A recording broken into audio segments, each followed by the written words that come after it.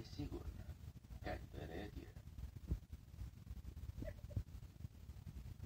По принцип, приближаването на хиени би е накарало да побегне към някое дърво, но този път първата й работа е да повдигне внимателно бебето и да го отнесе на сигурно място.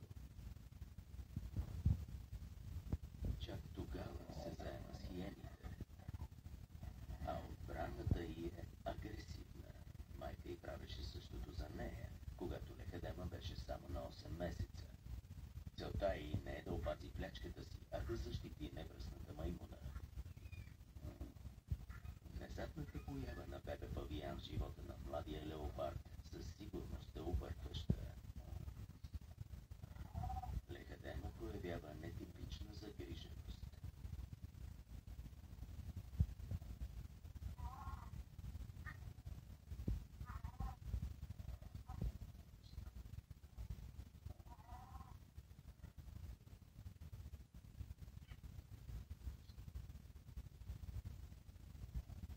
Изглежда завладяна от вътрешен конфликт.